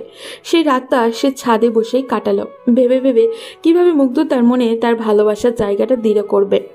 পরদিন সকালের আলো ঠিকরে পড়েছে জানালায়। মুগ্ধতা চুপচাপ রান্নাঘরে কাজে ব্যস্ত, হৃদিতা পাশেই খেলছে। সৌজন্য আজ ভিন্ন মুডে। সে আজ আর আগের দিনের মতো গম্ভীরও নয়, রাগীও নয়। আজ তার উদ্দেশ্য একটাই, মুগ্ধতাকে হাসানো, তার মনে ভালোবাসার অনুভূতি শক্ত করা। হৃদিতা, আমি একটা প্রবলেমে পড়েছি। কি হয়েছে চাচু? আমি শুনেছি কেউ যদি কাউকে পছন্দ করে তাহলে নাকি তার রান্না করা খাবার খেয়ে বোঝা যায়, কিন্তু আমার তো নিশ্চিত হওয়া দরকার। মুগ্ধতা রান্না করছিল, কথা শুনে থমকে গেল আর বলল, তোমার সমস্যা হলে ডাক্তার দেখাও। আচ্ছা হৃদিতা, তোমার মা কি সবসময় এত রাগী থাকতো? আহা, তাহলে তো বুঝতেই পারছি বোনের মতো রাগী হলেও আমার প্রতি স্পেশাল একটা অনুভূতি আছে। মুগ্ধতা এবার পেছনে ফিরে তীব্র চোখে তাকালো আর বলল, তোমার আজকাল মাথা ঠিক আছে তো? না, আমার মাথা পুরো নষ্ট হয়ে গেছে, কারণ আমি প্রেমে পড়েছি। মুগ্ধতা তড়ি ঘড়ি ঘুরে দাঁড়ালো, কিন্তু সৌজন্য তখনও হৃদিতাকে কোলে তুলে নিয়ে বলল, রিদিতা, তোমার চাচ্চুর তো কিছু করার নেই, সে প্রেমে পড়ে গেছে। এখন শুধু একটা উপায় আছে, তোমার মা যদি একটু দয়া করে আমার জন্য খিচুড়ি রান্না করে খাওয়ায়, তাহলে দেখি ভালোবাসা সত্যি নাকি ভুল। মুগ্ধতা অবাক হয়ে তার দুষ্টুমি দেখল। ওর নিজের ভেতরও যেন একটা অদ্ভুত উষ্ণতা ছড়িয়ে পড়ল। সন্ধ্যা হয়ে গেছে। মুগ্ধতা অনেক ভেবেচিন্তে খিচুড়ি রান্না করলো, নিজের মনকেই বুঝ দিচ্ছিল। ও কিছুতেই হার মানবে না, শুধু এই একবার, শুধু আজকের জন্য। খিচুড়ির গন্ধ ছড়িয়ে পড়ল ঘরে। রিদিতা খুশিতে লাফিয়ে উঠল। ওহো, আমার চাচ্চুর জন্য স্পেশাল খিচুড়ি। আজ মনে হয় প্রেম সত্যি হয়ে যাবে। মুগ্ধতা চোখ বড় বড় করে বলল, তুমি এত কথা শিখলে কবে? সৌজন্য তখনও দরজায় এলিয়ে দাঁড়িয়েছিল। ভেতরে এসে বলল, রিদিতা একদম ঠিক বলেছে, প্রেম সত্যি কিনা সেটা এখনই প্রমাণ হবে। চলো দেখি খাওয়ার পর আমার অনুভূতি কেমন হয়। তুমি যদি বেশি নাটক করো আমি খিচুড়িটা ফেলে দেব। ওরে বাবা, আমি একদম চুপ, চলো খেতে বসি।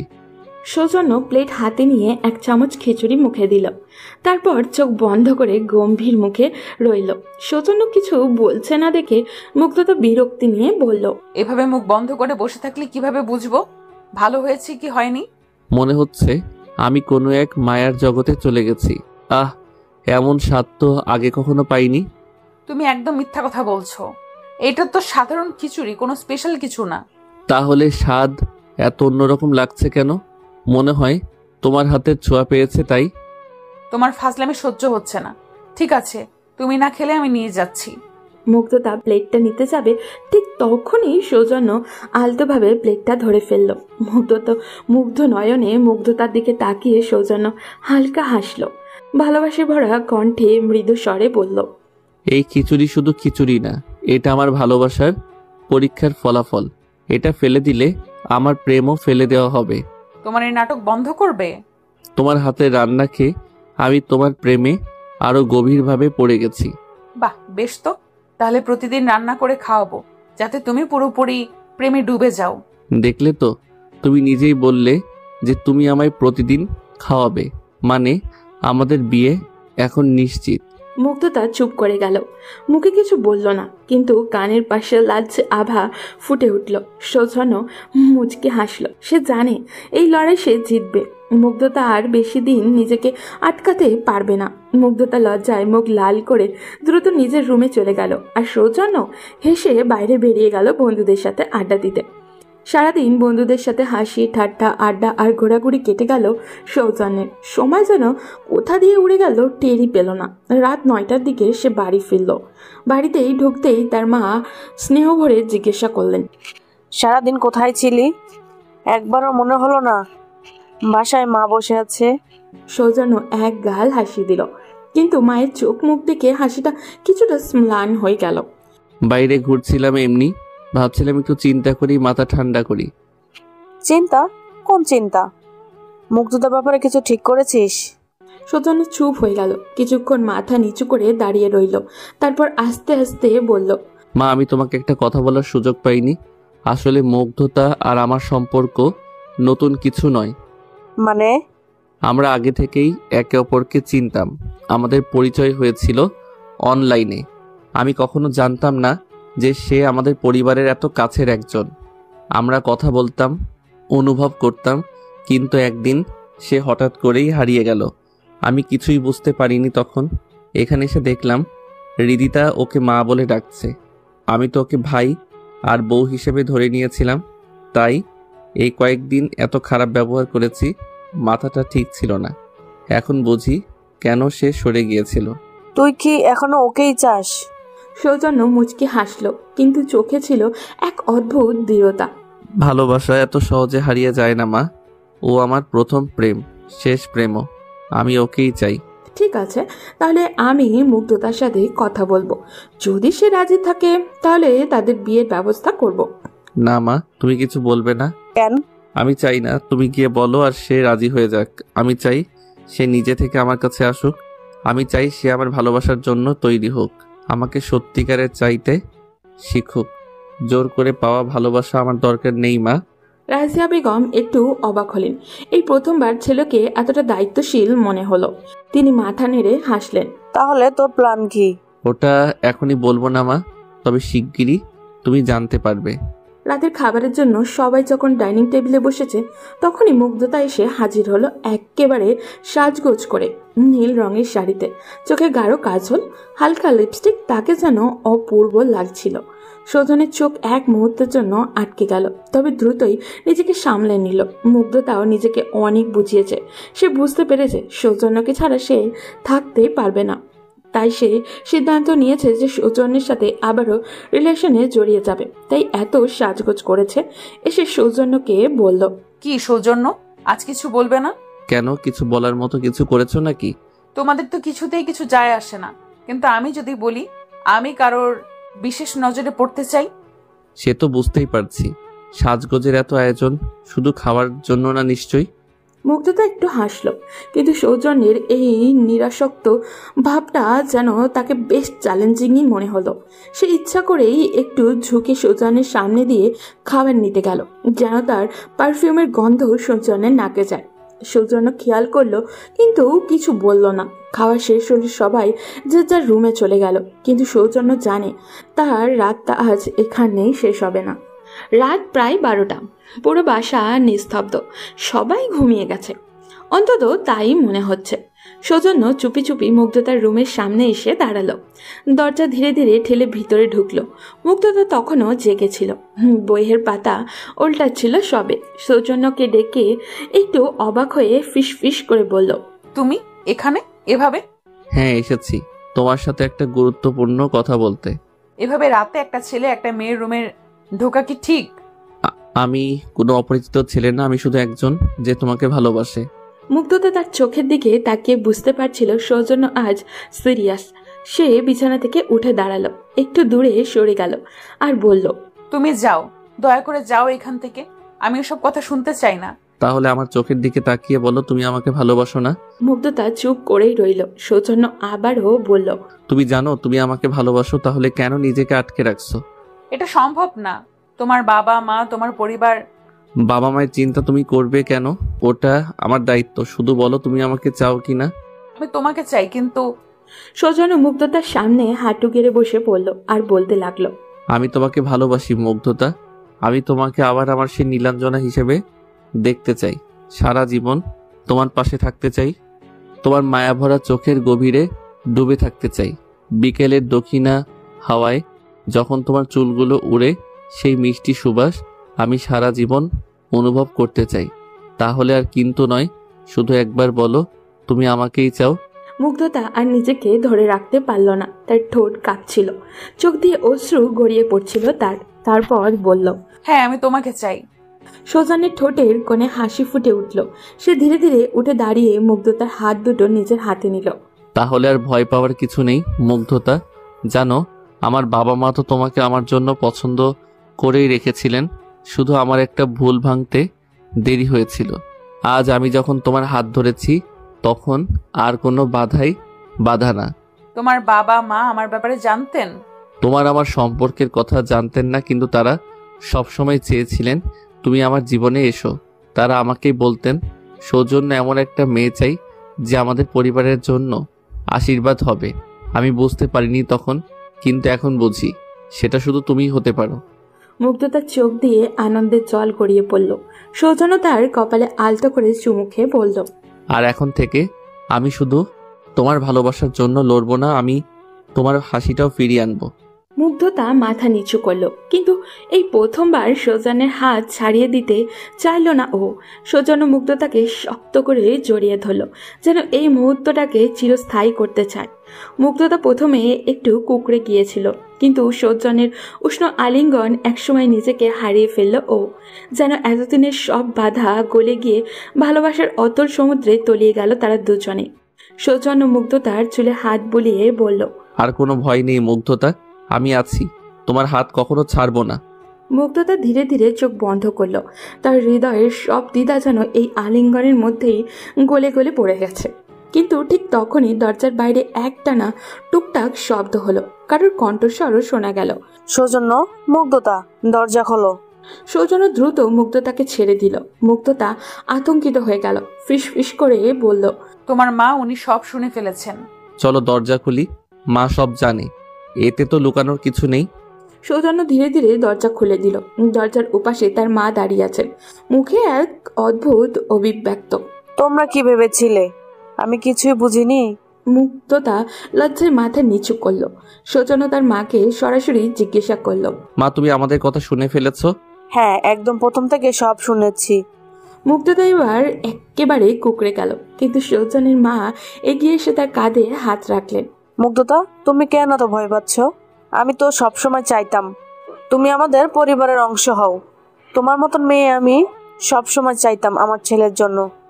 তুমি কি জানো, আমি আর তোমার দিদি কতবার বলছি মুগ্ধতা আমাদের ছোট বউ হোক।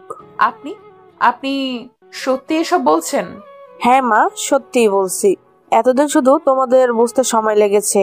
তাহলে মা, এবার আমাদের কোনো বাধা নেই? কিন্তু একটা শর্ত আছে। কি শর্ত? আগামী সপ্তাহে বিয়ে হবে। কোনো ঝামেলা, কোনো অপেক্ষা আমি চাই না। এত তাড়াতাড়ি? আমি কোনো আপত্তি করছি না মা। আপনার ছেলেকে সামলান। মায়ের হাসির সাথে সাথে সৌজন্যের মুখেও প্রশান্তির হাসি ফুটে উঠল। এতদিনের ভুল বোঝাবুঝি, কষ্ট সবকিছু পেছনে ফেলে দিয়ে তাদের ভালোবাসা আজ সত্যি হতে যাচ্ছে। এক সপ্তাহ পর পুরো বাড়িটা ঝলমলে আলোয় সেজে উঠেছে। চারিদিকে রঙিন লাইটের ঝলক, বাড়ি ভর্তি অতিথি আর আনন্দের উচ্ছ্বাসমুখর পরিবেশ। সৌজন্য আর মুগ্ধতার বিয়ে আজ বড় আয়োজনের মধ্য দিয়ে সম্পন্ন হলো। তারা দুজনেই আজ আবেশে সুখে ভাসছে, আর সেই সুখ ছুঁয়ে গেছে হৃদিতার মনেও।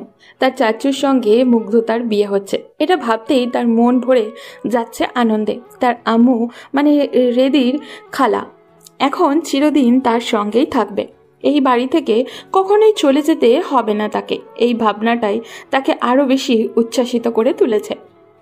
রাত তখন গভীর। মুগ্ধতা লম্বা একটা ঘোমটা টেনে বিছানার উপরে চুপ করে বসে আছে।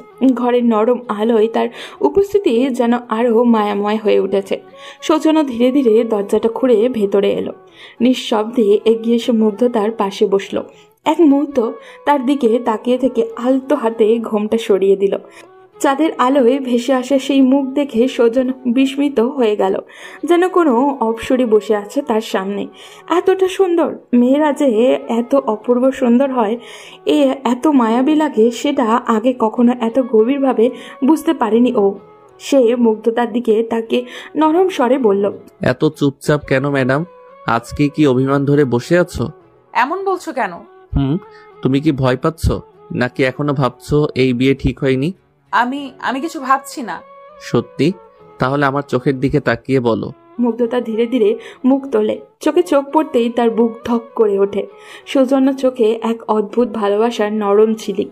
বলো তো আমি দেখতে কেমন? এটা আবার কেমন প্রশ্ন? প্রশ্নটা খুবই জরুরি। তুমি যদি বলো সুন্দর, তাহলে কিন্তু আমি খুব দুষ্টামি করব। তাহলে বলবো না। ও মানে আমি সুন্দর না? না মানে তুমি মানে। সৌজন্য আলতো করে মুগ্ধতার হাত ধরলো, তারপর বলল, আমি জানতাম তুমি কেবল লজ্জা পাওয়ার জন্যই জন্মেছ। এইভাবে ধরা ঠিক না। বিয়ের পর স্বামী স্ত্রীর হাত ধরা তো অপরাধ না, তাই না? মুগ্ধতা এবার একদমই চুপ। সৌজন্য ধীরে ধীরে মুগ্ধতার লম্বা ঘোমটাটা সরিয়ে দিল। চাঁদের আলোয় মুখটা যেন আরো উজ্জ্বল হয়ে উঠল। ও মা, বাসরাতে মেয়েদের যে এত সুন্দর লাগে সেটা আগে জানতাম না। এভাবে বলো না তো। তাহলে কিভাবে বলবো? একটা কাজ করি, তোমার সৌন্দর্য লিখে রাখি, কেমন? মানে? একটা ডায়েরি খুলে লিখবো আমার বউ পৃথিবীর সবচেয়ে সুন্দর মেয়ে। মুগ্ধতা লজ্জায় মাথা নিচু করে হাসে। সৌজন্য আলতো করে তার হাতের আঙুল দিয়ে মুগ্ধতার চিবুক ছোঁয়ায় আর বলে, জানো মুগ্ধতা, তুমি যখন সেদিন আসোনি, আমাকে ছেড়ে চলে গিয়েছিলে, আমার অনেক কষ্ট হয়েছিল, কিন্তু আজ সত্যি মনে হচ্ছে আমি পৃথিবীর সবচেয়ে ভাগ্যবান মানুষ। তুমি কি সত্যি আমাকে এত ভালোবাসো? তুমি কি সেটা এখনো বুঝতে পারোনি? পারছি, কিন্তু ভয় লাগছে। তাহলে আমার কাছে আসো, তোমাকে মন ভরে আদর করি, আর তোমাকে একটা ছোট্ট বেবি গিফট করে দেই, তাহলে তোমার সব ভয় কেটে যাবে। সৌজন্য মুগ্ধতাকে আলতো করে টেনে নিজের কাছে নিয়ে এলো। গভীর মায়ায় ভরা দৃষ্টিতে তাকিয়ে ধীরে ধীরে তার চোখে, কপালে, গালে ভালোবাসার চুম্বন এঁকে দিল। দুজন হারিয়ে গেল একে অপরের মাঝে ভালোবাসার গভীর সাগরে। এভাবেই শুরু হলো তাদের জীবনের এক নতুন অধ্যায়। সুখে শান্তিতে কেটে যাচ্ছিল এই দিনগুলো। হৃদিতাও তার মাকে নিয়ে তার গড়ে তুলছিল এক পরিপূর্ণ ভালোবাসায় ভরা সংসার। হাসি আনন্দে ভরে উঠেছিল প্রতিটা মুহূর্ত। কিন্তু সেই সুখ যেন বেশি দিন স্থায়ী হলো না। দেখতে দেখতে কেটে গেল 6টি মাস। সৌজন্যের মায়ের মুখে আনন্দের ছাপ উধাও হয়ে গেছে কোথাও। একটাই কারণ, তিনি এখনও তার নাতি বা নাতনির কোনো সুখবর পাননি। এর আগে বহুবার মুগ্ধতা কনসেপশন টেস্ট করেছে, কিন্তু প্রতিবারই ফলাফল ছিল নেগেটিভ।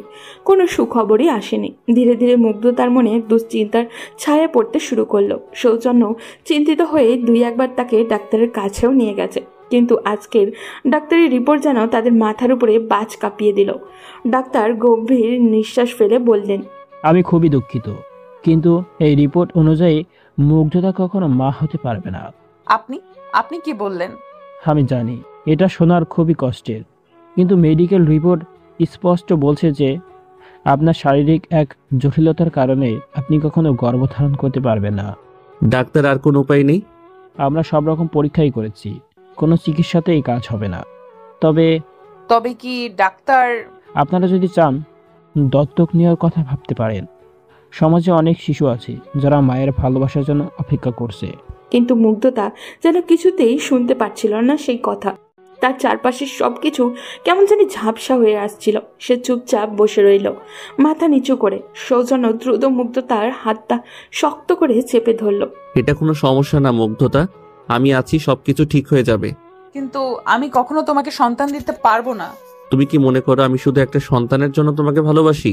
মুগ্ধতা চুপচাপ কিছু বলতে পারল না। সৌজন্য আলতো করে তার চিবুক উঠিয়ে চোখে চোখ রেখে বলল, শুনো মুগ্ধতা, তুমি আমার স্ত্রী, আমার ভালোবাসা। তোমার সাথে সারা জীবন কাটানোর জন্যই তো বিয়ে করেছি। বাচ্চা থাকুক বা না থাকুক, এতে আমাদের সম্পর্কে কিছু যায় আসে না। কিন্তু তোমার মা? তুমি একা এতটাও দুশ্চিন্তা করবে না, সবকিছু আমিই সামলাবো। মুগ্ধতা কিছু বলতে পারল না, শুধু সৌজন্যের বুকে মুখ গুজে দিল। তার কপাল এক নরম চুমু খেয়ে সৌজন্য ফিস ফিস করে বলল, তুমি শুধু আমার পাশে থেকো, বাকি সব আমি সামলে নেব। কিন্তু সৌজন্য জানে এত সহজে এই গল্পের শেষ নয়। এই সত্যিটা বাড়িতে কিভাবে জানাবে? তার মা কিভাবে নেবেন এই দুঃসংবাদ? এতদিনের সুখ, ভালোবাসা সবকিছু কি এভাবেই ভেঙে যাবে, নাকি এটাই তাদের ভালোবাসার সবচেয়ে কঠিন পরীক্ষা? রুমে বসে কান্নায় ভেঙে পড়ছে মুগ্ধতা। তার মনে হচ্ছে সে যেন পুরোপুরি ব্যর্থ। অন্যদিকে সৌজন্য ছাদে একাই বসে আছে। রাতের ঠান্ডা হাওয়া তার গায়ে লাগলেও ভেতরের অস্থিরতা তাকে কাঁপিয়ে দিচ্ছে।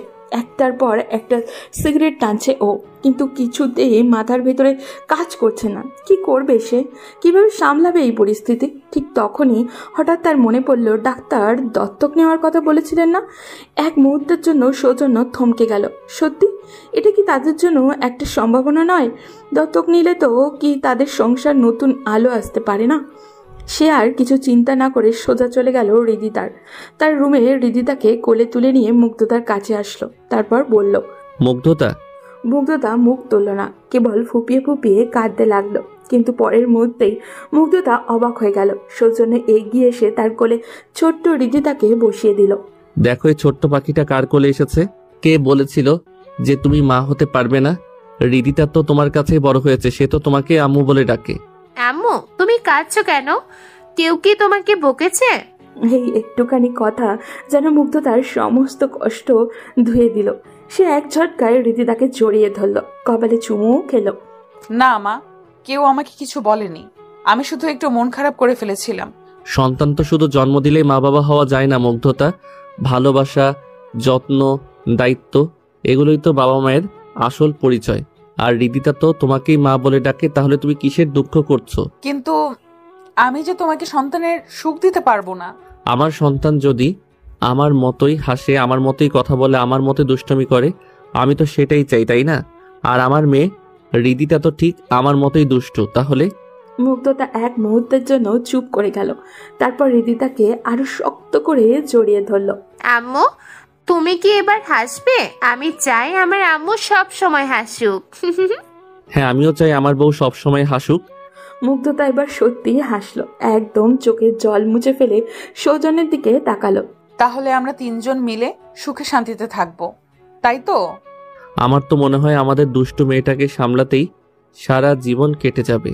তিনজন হেসে উঠল। সেদিন থেকে মুগ্ধতা আর কোনো আফসোস করেনি। হৃদিতাই ছিল তার পৃথিবী, তার ভালোবাসার আসল পূর্ণতা। আর সৌজন্য, সে তো আগের মতোই থেকেছে মুগ্ধতার শক্তি, সাহস আর ভালোবাসার একমাত্র ঠিকানা। তিনজন মিলে গড়ে তুলল এক সুন্দর পরিবার, সেখানে ভালোবাসাই ছিল একমাত্র সত্য। সবাই ভালো থাকুন।